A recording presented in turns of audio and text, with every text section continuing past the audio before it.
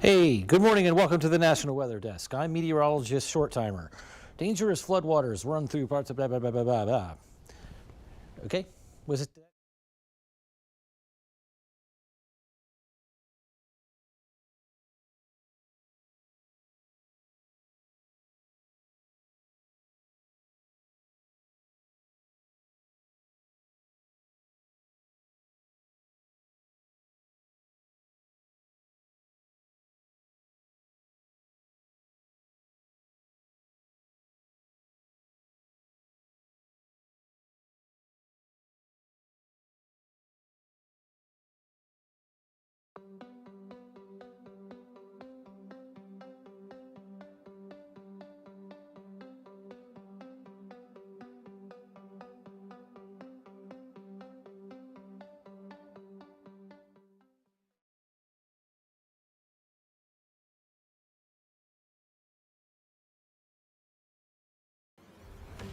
Right now on the National Weather Desk, severe storms lead to flooding and dramatic water rescues. We did find one vehicle that stalled out in the water about 3 feet deep. A closer look at how quickly flash floods develop. 12 inches deep, that's all it takes of fast-moving water to carry a small car. What's behind a spike in rattlesnake bites in California? This year we had a really early spring where they all started coming out in March as opposed to usually April. The efforts to save a sea turtle in Hawaii are caught on camera. I grabbed it, we swam it up to the surface to let it breathe because it was down low and it was struggling. And then I start trying to kick it back to shore and it's fighting me. And the growing concerns over an infestation of golden mussels. From our nation's capital, this is the National Weather Desk. Good morning and welcome to the National Weather Desk. I'm meteorologist Matt Ritter. Dangerous floodwaters rushed through parts of central Texas on Wednesday morning. The water triggered a dramatic rescue for one person who was caught in the rising water. Jamal Kennedy tells us more about the fire department's response and their warnings. Water from Berry Creek races underneath a bridge along County Road 152, where signs warn drivers against crossing during flooded events. Berry Creek up here continued to rise at a rapid level. Jake Isbell with the Williamson County Office of Emergency Management said creek levels were higher than that of even July of 2025 when intense waters flooded the area, which brought us really concerned here. Powerful photos from the Georgetown Fire Department's Facebook page show the moments crews from Fire and Rescue, as well as Texas Task Force 1, rescued a driver trapped along CR 152. Clay Shell with the department said waters were at least waist high at the time of the rescue. We did find one vehicle that stalled out in the water about 3 feet deep. Please turn around. As the saying is, don't drown. The recent rains were just another part of a busy spring. With the potential Super El Nino in play this summer, this can mean more heavy rains on the way, which further highlights the importance of knowing safety protocols. Be mindful of the different weather alerts that get sent out and what the differences are, whether it's a watch or an advisory or a warning, and what the difference and what that means to them. Days of rain triggered this landslide east of Asheville, North Carolina. It's an area that was being repaired from damage during Helene nearly 2 years ago. This week's rain event also sparked flooding, damaged roads and driveways. Meteorologist Jason Boyer says it's a reminder of the power that moving water carries. We experience wind much more than we do floodwaters. Well, floodwaters are much more powerful. It only takes 6 inches of fast-moving water to knock a human over and take you downstream. And once you're in that water, you're at the mercy of how fast that water is moving and whatever's inside of that water, too. 12 inches deep, that's all it takes of fast-moving water to carry a small car downstream and away. And it takes 18 to 24 inches of fast-moving water to carry away most SUVs, vans, and trucks. So I know a lot of folks think I can drive through this. It's only a couple inches deep.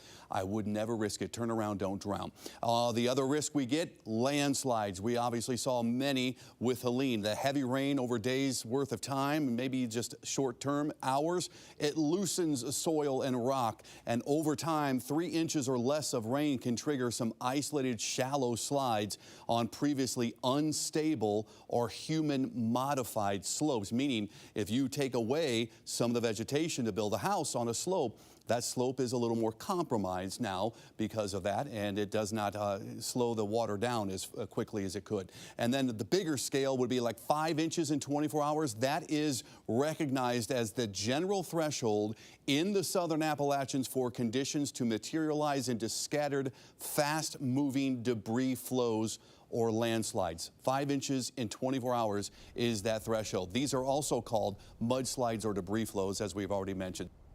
And all that rain is bringing back painful memories for people in western North Carolina.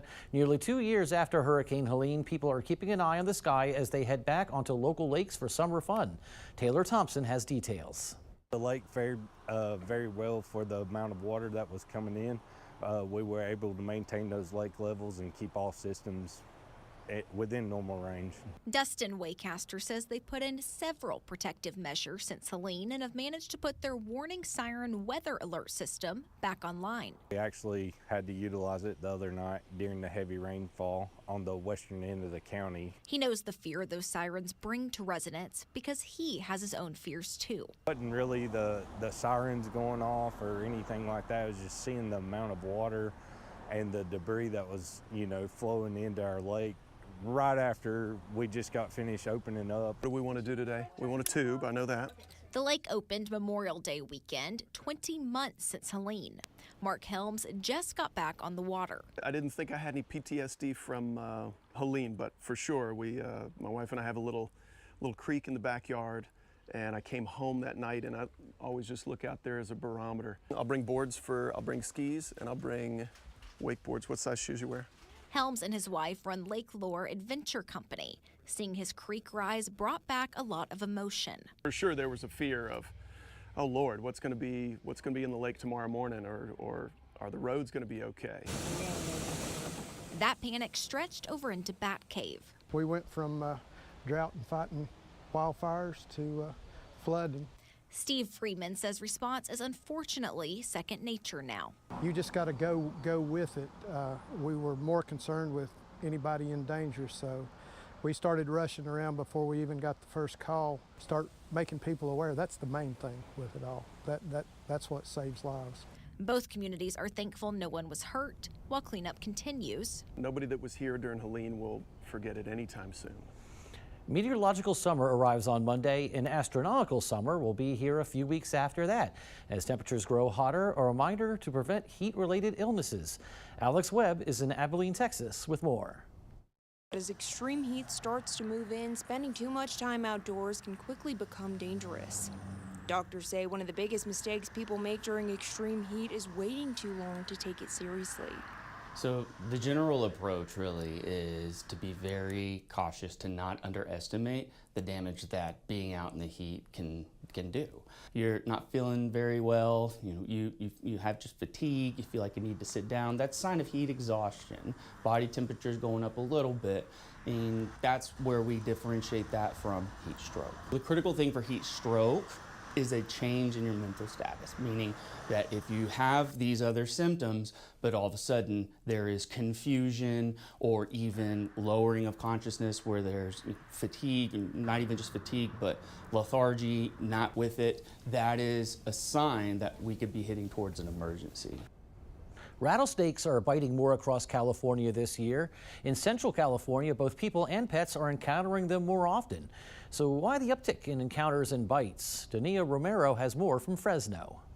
For Tim Adams, who's lived in Prather for more than 20 years, snake sightings are just part of life in the foothills. But this year, I've seen a lot more snakes this year dead on the road than I have in 20 years. My wife called me and told me that the dog got bit by a snake and got bit on the nose. And within a week, 2 more dogs were bitten in his neighborhood. We then got a notification from our neighbors that on Sunday, their dog got bit by a rattlesnake, and then Monday, their son's dog got bit by a rattlesnake. Recently, snakes have been attacking more than just dogs. According to beaconbio.org, 3 people have already died from snake bites in California this year alone, compared to the state average of about 1 death from a rattlesnake per year. So the question is, why have snake attacks increased this year? We asked a biology professor who is also the owner of Central Coast Snake Services. Every spring, we have an increase in rattlesnake activity as they started to come out of hibernation and are looking for food and mates. The time of year they do that? Spring. And this season in particular. This year, we had a really early spring where they all started coming out in March as opposed to usually April. Taylor went on to say if your pet comes home with intense swelling, don't hesitate to take them to the vet, which is exactly what Adams did. He says they're taking precautionary measures at home, and thankfully his dog Duke has fully recovered. My wife goes out before she lets them out and with a flashlight, look around for in all the corners where they'd be hiding and then let them out. And coming up on the National Weather Desk, we'll look at how this year's hurricane season could impact New England. And we'll find out why recent weather has been bad news for California's cherry farmers. And as we head to break, views of Lake Bukaki in New Zealand.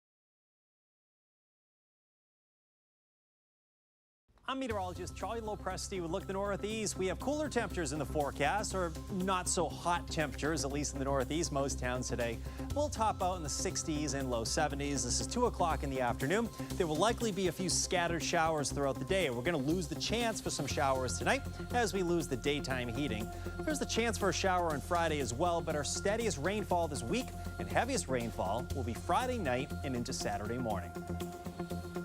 I'm meteorologist Justin Chambers tracking your forecast across the mid-Atlantic. Definitely starting off drier Thursday morning. We'll see a mix of clouds and sun Thursday afternoon, but we'll feel that wind too north at about 10 to 20 miles an hour as that front moves off toward the south. And then staying nice and dry, not much wind on Friday, plenty of sunshine, a lot less humidity. Temperatures in the lower 80s on Thursday afternoon, and we'll see similar numbers as we get into Friday, closer to 80 with slightly cooler temperatures for the weekend.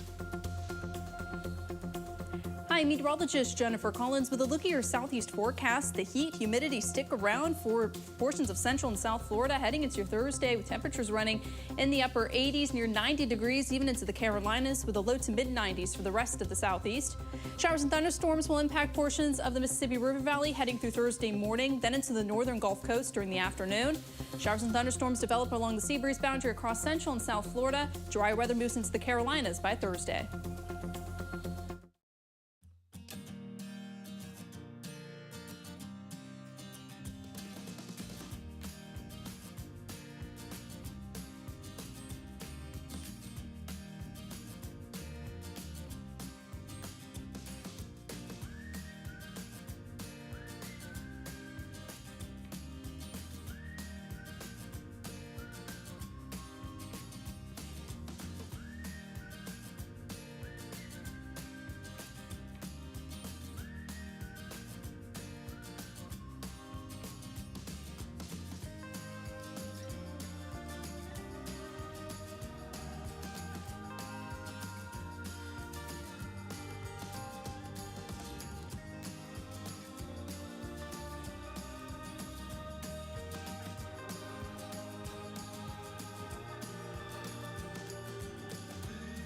You are watching the National Weather Desk.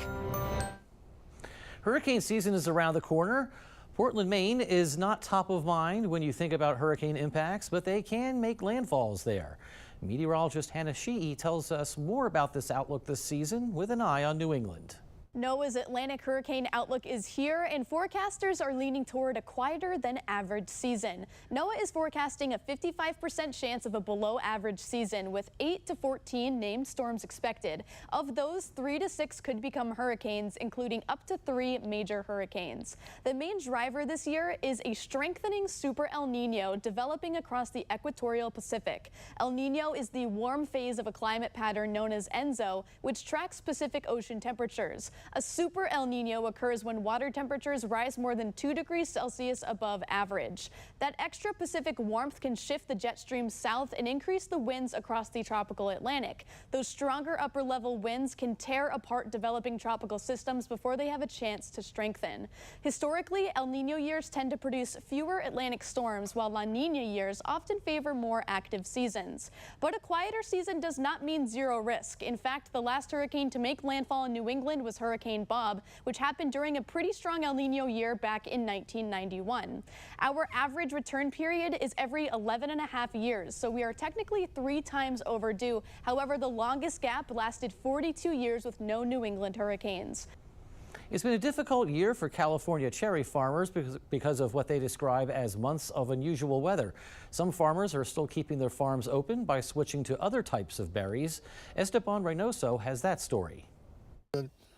They're ready to be picked right now. It's a labor of love for Reg Rice. It'll come out. Constantly pulling weeds and bad plants out of his 20-acre family farm. Bad weeds. The same farm he started over 40 years ago. 86, 87. Now, 88 years young, Reg plans to do what he's always done. Open up the farm so anyone can come in and pick what they want. Well, there's ripe olalis here.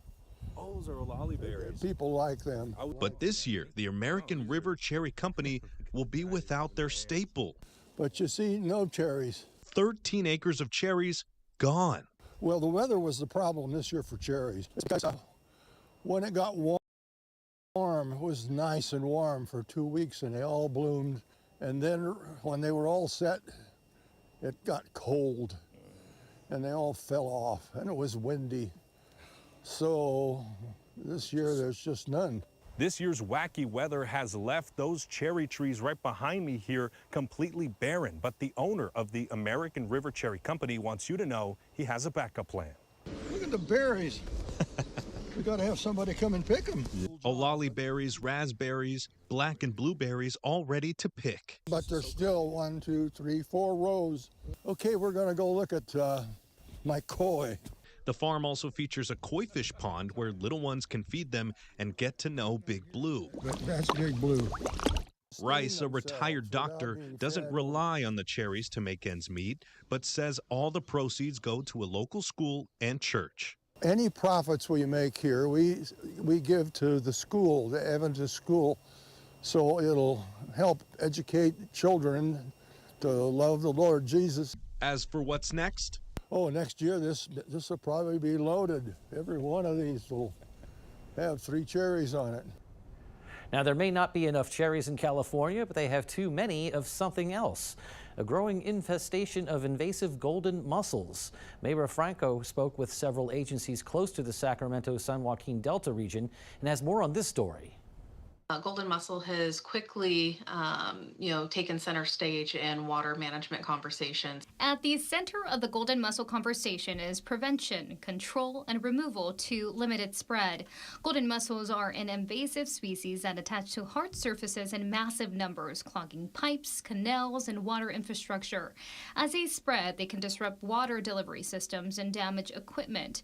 We spoke with Katie Patterson with the South San Joaquin Irrigation District. They are located about an hour from the Delta and potentially at risk of infestation. We have to just stay vigilant on this because once you're exposed, it's Katie bar the door, so to speak, and you have these, investing all over on pylons, irrigation pipelines, and we've seen the devastating images within the Delta, flood control gates. Yet, they've lucked out so far. 0 mussels reported there. Patterson says they also moved quickly on precautionary measures from the start, including restricting boating. Now, our best management practice is a 30-day quarantine for any boats that wish to recreate at Woodward Edward Reservoir. Over at the Port of Stockton, Jeffrey Wingfield tells me they're dealing with the issue firsthand. We've got a lot of infrastructure down there, so we've sent divers down to kind of at least give us a first glance and do some cleanup. And so they've made sure that all of our moving parts and anything in any of those intakes or outfalls are cleaned off and operable. Wingfield says everyone is just trying to figure out how to tackle this issue together. We're talking a lot to the boating industry. We're talking a lot to the the fisheries and those folks. And so we are all trying to learn from each other as quickly as possible. And so there's that cohesive group that's really trying to figure this thing out. In Hawaii, a dramatic rescue on Oahu's North Shore as a lifeguard at Waimea Bay valiantly tries to save a green sea turtle, or honu in Hawaiian. And the whole thing was captured on video. Mahealani Richardson has the story. On Wednesday morning, there was trouble at one of Oahu's most famous beaches. About 50 yards offshore, fronting the lifeguard tower, a large honu, Hawaiian green sea turtle, was stuck in a fisherman's line with multiple hooks. And the fisherman feared cutting the line would cause more damage. So Colin Steinberger, 6 years with the Honolulu Ocean Safety Division, took action. I grabbed it first and it pulled and broke free and twisted, and I was like, oh man. 2 divers joined the effort, and the honu ended up 250 yards away by jump rock. And so I grabbed it, we swam it up to the surface to let it breathe because it was down low and it was struggling. And then I start trying to kick it back to shore, and it's fighting me, and I don't have hands because I'm holding on to it. And then one of the other boys swam in underneath me and put his arm underneath my arms.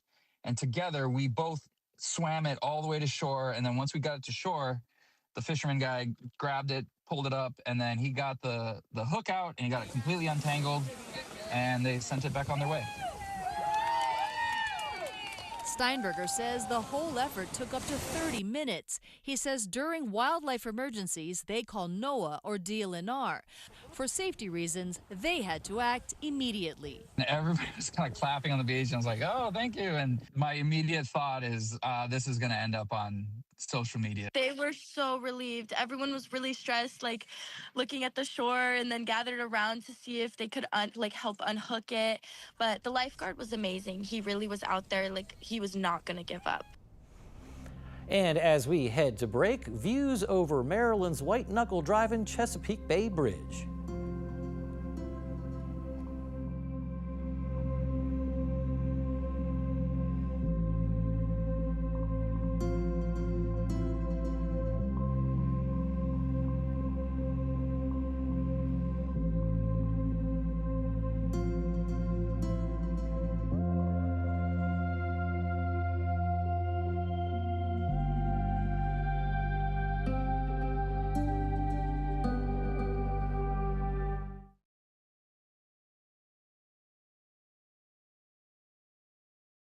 Well, a very good Thursday morning, everyone. I'm meteorologist Andrew Buck-Michael. Our weather pattern that you're seeing today is going to be pretty similar over the next several days.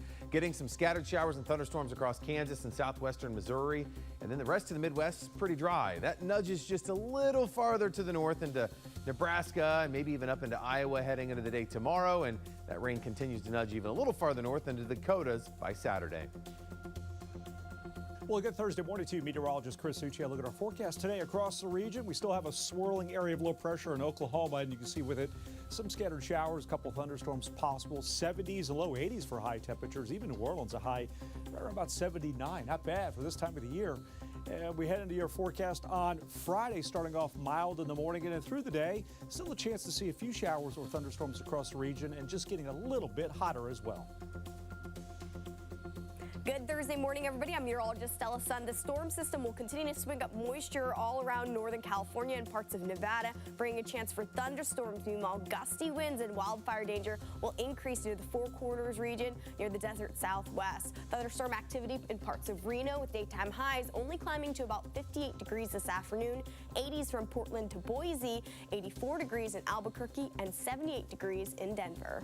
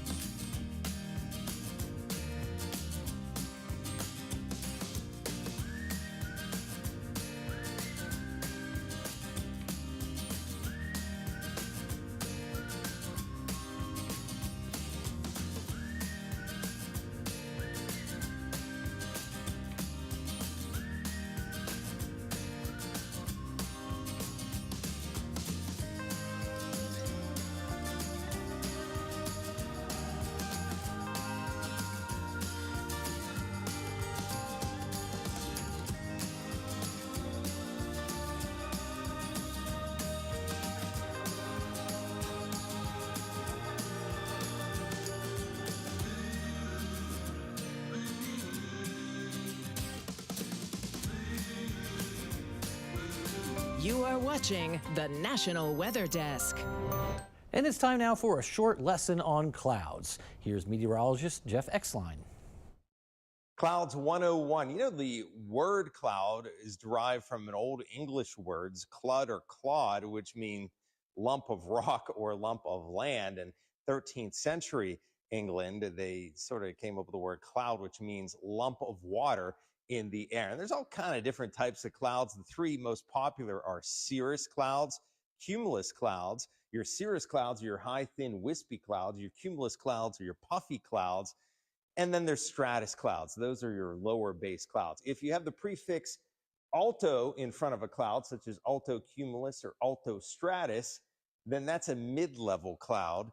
And the clouds that bear rain have the suffix or prefix nimbo. So if you see nimbo or nimbus in it, like nimbostratus or cumulonimbus, those clouds bear rain. And it's the cumulonimbus clouds that produce thunderstorms. They can grow 50, 60,000 feet in the sky, producing thunder and lightning. A little bit of Cloud 101.